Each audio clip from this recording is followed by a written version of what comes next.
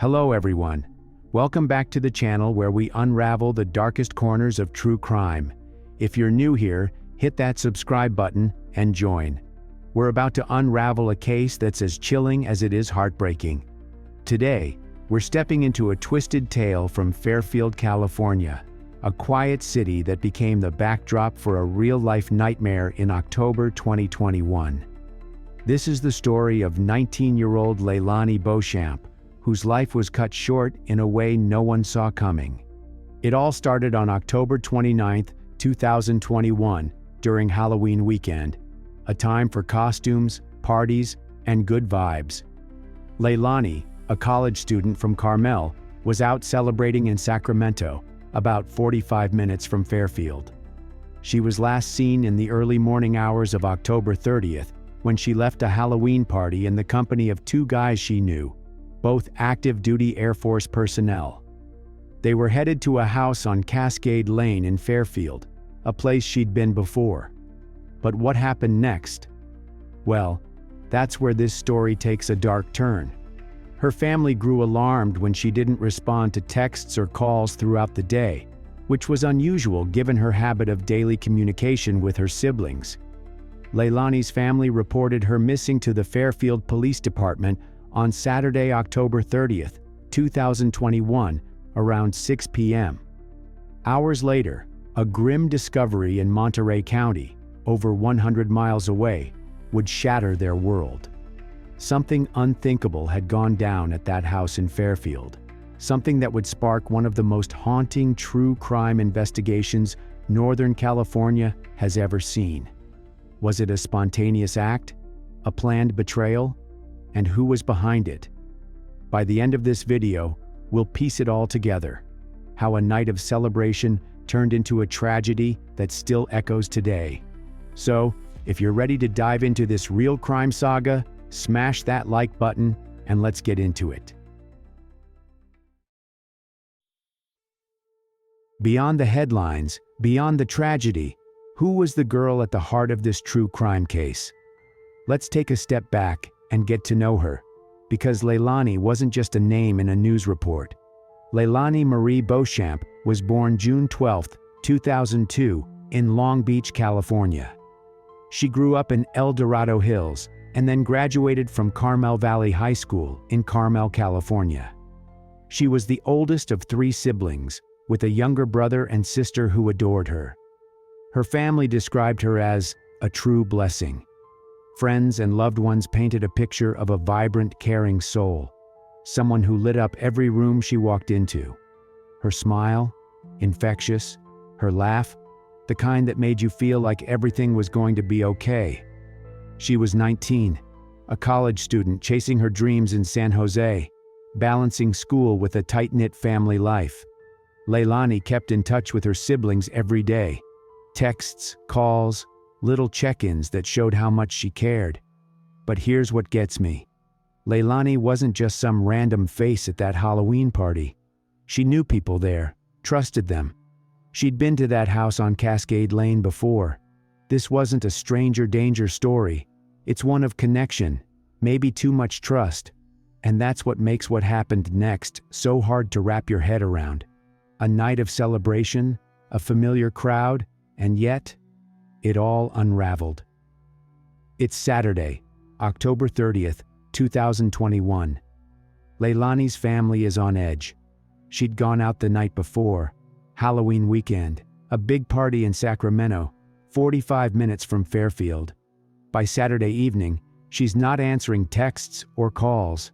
For a girl who checked in with her siblings every single day, that's a red flag.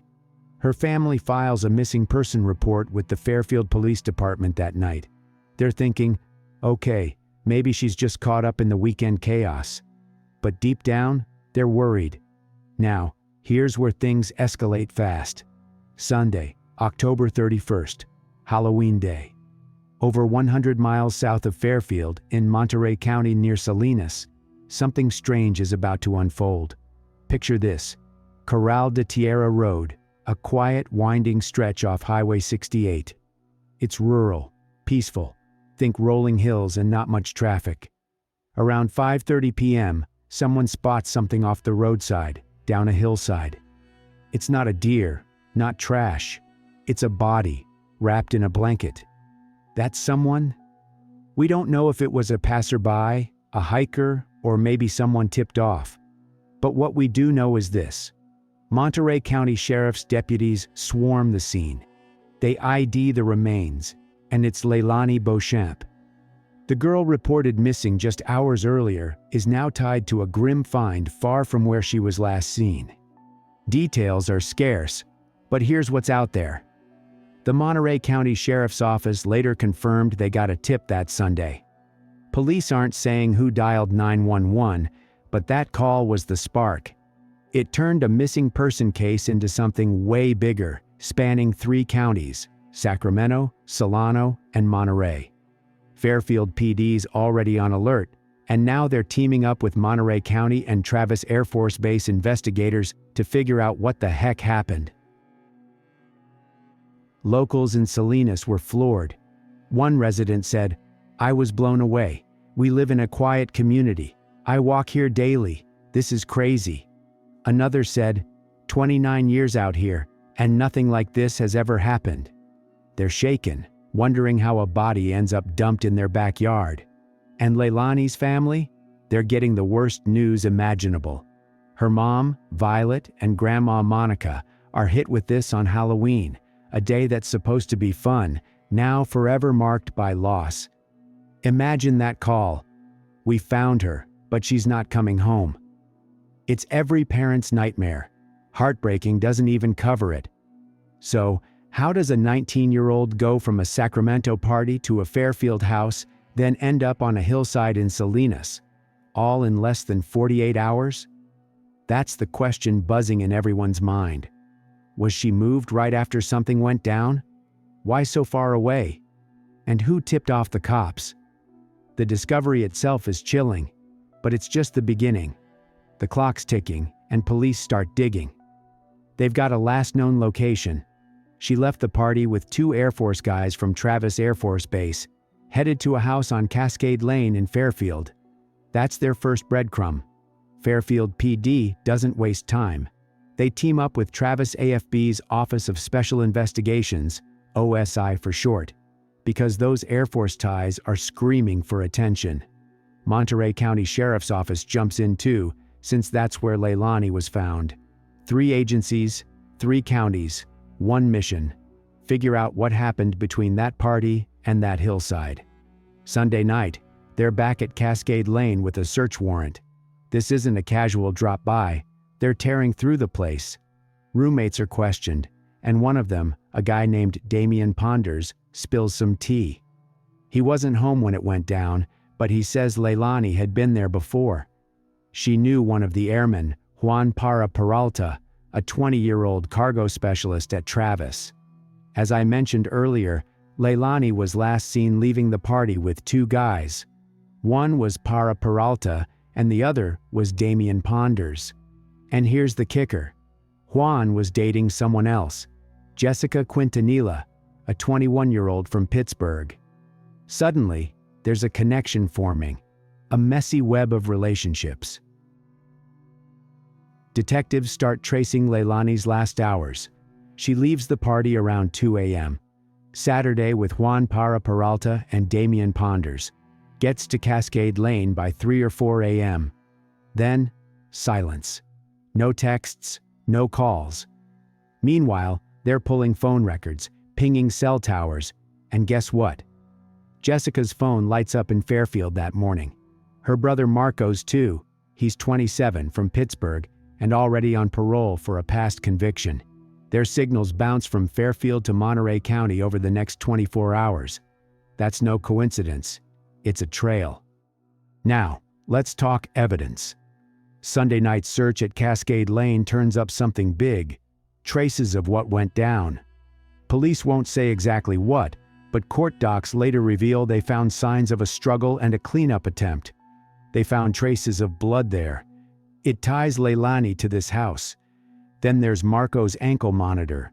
Yep, he's wearing one because of that parole. Data shows him moving from Fairfield to Salinas, right where Leilani's body turns up. It's like he's leaving digital footprints for the cops to follow. OSI's grilling Juan and the other airmen too. Juan's story's shaky. He says he was there but clams up about details. The second airman? He's cooperative but not in the spotlight yet. By Monday, November 1st, the pieces are stacking up. Jessica's linked to Juan romantically, mutual friends confirm it, and that roommate Damien backs it up. Marco's her brother, and his movements match the timeline. Juan's at the house where it all started. Detectives hypothesize something snapped at Cascade Lane. Maybe jealousy, maybe a fight.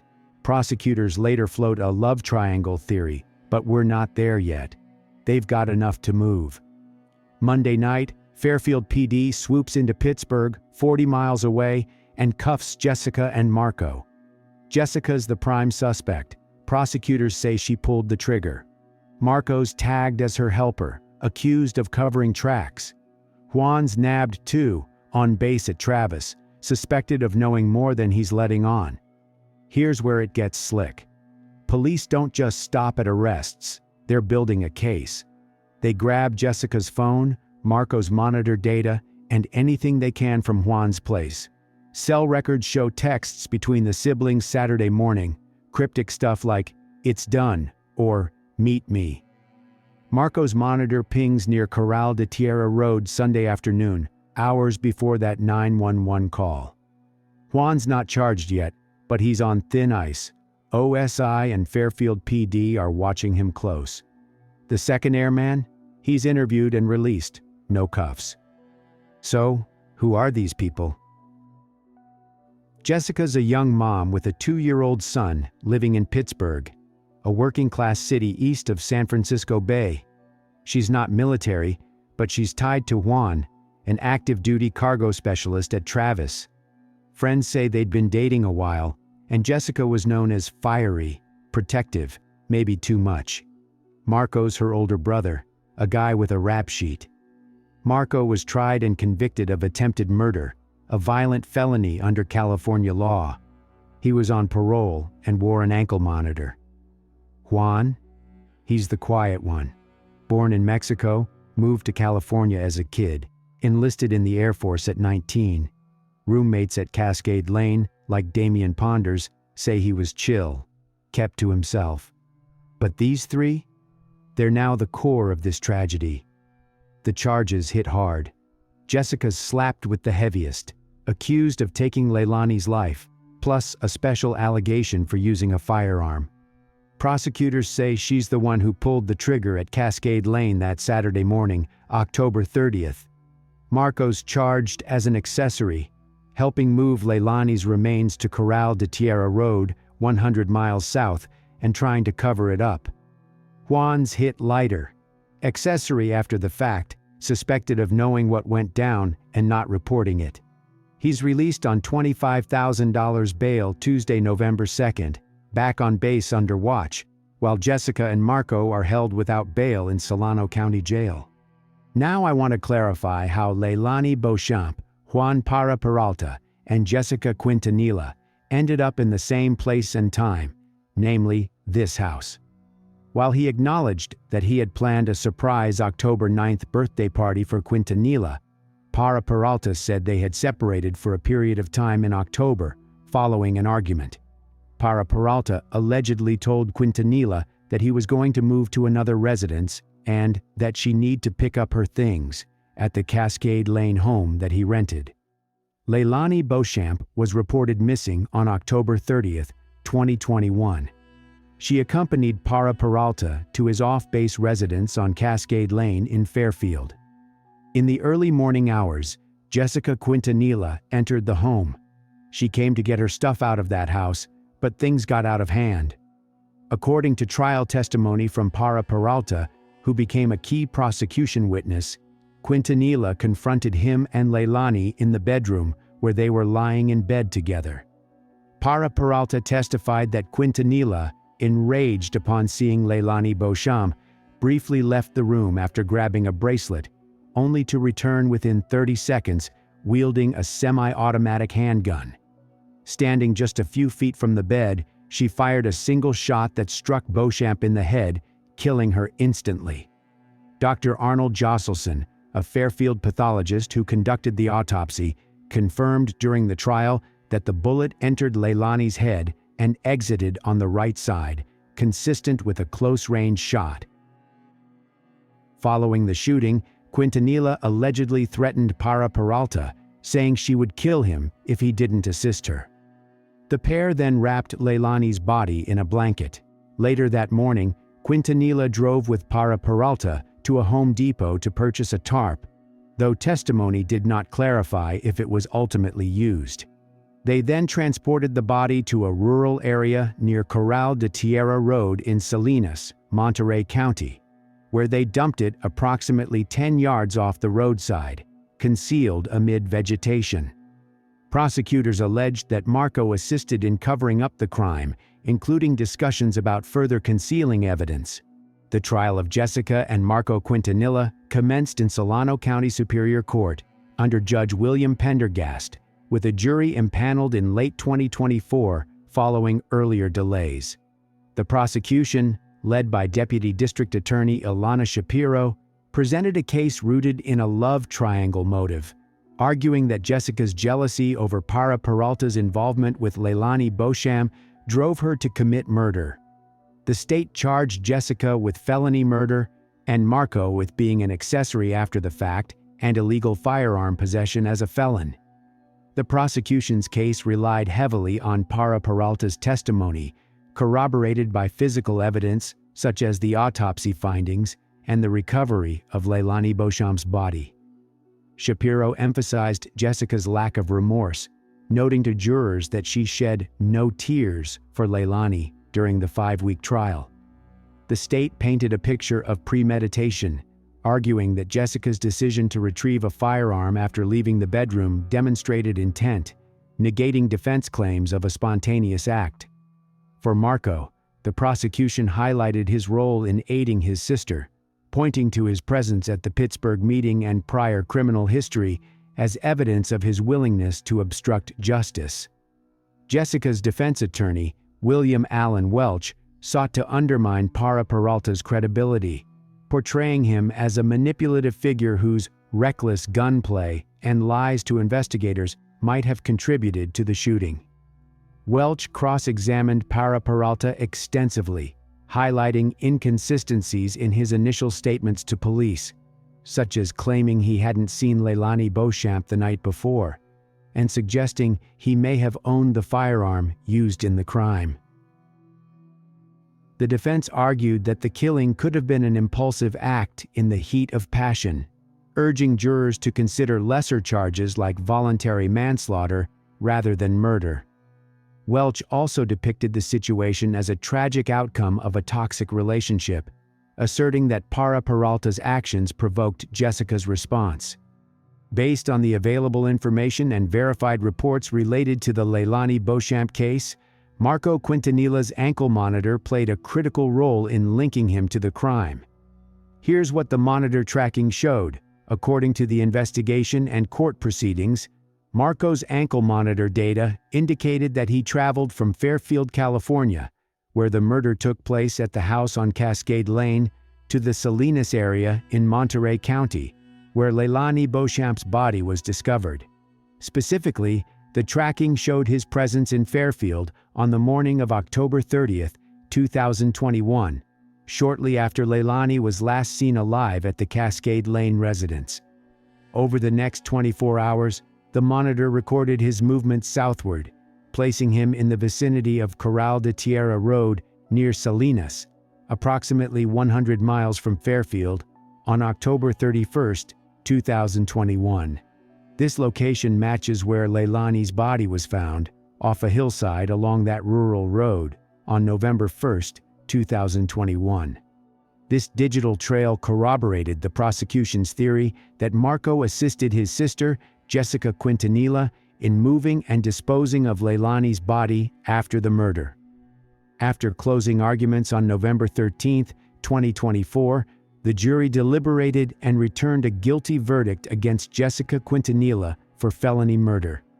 2 days later, on November 15, after the trial concluded, Judge Pendergast sentenced her to 25 years to life in prison.